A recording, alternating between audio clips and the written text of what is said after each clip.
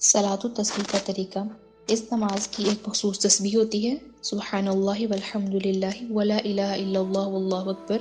یہ 4 رکعت نماز ہوتی ہے جو ایک ہی سلام کے ساتھ ادا کی جاتی ہے۔ اس نماز میں 300 مرتبہ اس تسبیح کو مکمل کیا جاتا ہے۔ ہر رکعت میں یہ تسبیح 75 مرتبہ یعنی 75 ٹائمز مکمل کی جاتی ہے، جو کہ 4 رکعات میں 300 مرتبہ مکمل ہو جاتی ہے۔ اب اس تسبیح کو مکمل کرنے کے ڈیفرنٹ طریقے، ڈیفرنٹ ویریئنٹس جو ہے ملتے ہیں، لیکن بہترین طریقہ یہ ہے کہ آپ اللہ اکبر کہیں اور اس کے بعد آپ ثنا پڑھیں سبحانک اللہ، اور اس کے بعد آپ اعوذ باللہ بسم اللہ پڑھیں اور سورہ الفاتحہ پڑھیں، قرآن پاک کی تلاوت کریں، اور اس کے بعد آپ یہ تسبیح سبحان اللہ والحمد للہ ولا الہ الا اللہ واللہ اکبر یہ آپ 15 دفعہ پڑھیں۔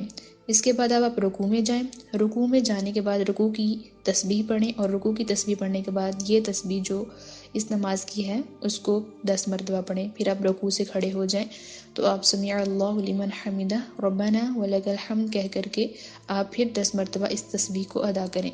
پھر آپ پہلے سجدے میں جائیں، پہلے سجدے کی دعا پڑھنے کے بعد آپ 10 مرتبہ اس تسبیح کو دہرائیں۔ پھر آپ پہلے سجدے سے اٹھ جائیں اور اب آپ یہاں پر دعا پڑھیں رب اغفر لی یا دوسری دعا، تو اس کے بعد آپ پھر 10 مرتبہ اس تسبیح کو دہرائیں۔ پھر آپ دوسرا سجدہ کریں، دوسرا سجدہ کرنے میں بھی آپ نے سجدے کی دعا کے بعد جو ہے اس تسبیح کو 10 دفعہ پڑھنا ہے۔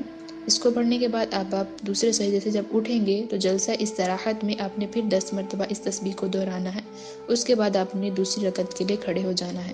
اب دوسری رکعت میں آپ نے پھر ایسا ہی کرنا ہے، سورہ الفاتحہ قرآن پاک کی تلاوت اور 15 دفعہ یہ تسبیح دہرانی ہے۔ پھر آپ رکوع میں جائیں گے، رکوع میں جا کر کے آپ رکوع کی تسبیح پڑھیں گے اور پھر 10 مرتبہ اسے دہرائیں گے۔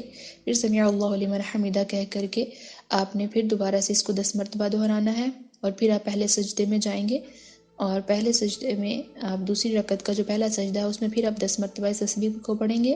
پھر آپ جو ہے جلسہ میں بیٹھیں گے، پھر آپ 10 مرتبہ پڑھیں گے، پھر دوسرے سجدے میں 10 مرتبہ پڑھیں گے، پھر آپ دوسرے سجدے سے جب اٹھیں گے تو اب آپ نے تشہد پڑھنے سے پہلے آپ نے 10 مرتبہ اس تسبیح کو پڑھنا ہے۔ پھر آپ نے تشہد التحیات جو ہے اس کو سٹارٹ کرنا ہے۔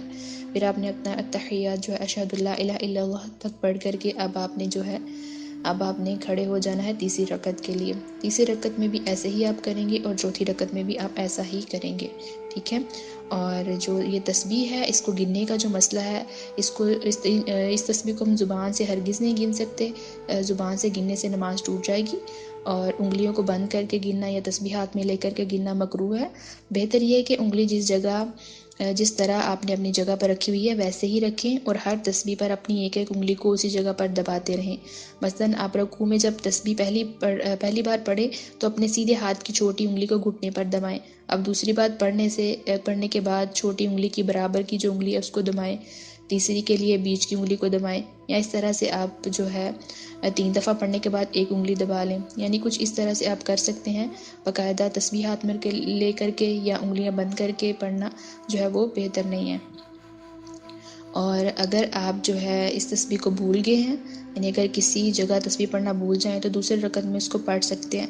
مثلاً اگر قرات کے بعد 10 بار پڑھنا بھول گئے ہیں یا کچھ رہ گیا ہے آپ کا، اور تو اب آپ رکوع میں چلے گئے ہیں، تو اب آپ رکوع میں جا کر کے جو آپ کی پچھلی چھوٹی ہوئی ہے اب ان کو پورا کر سکتے ہیں اس طرح سے۔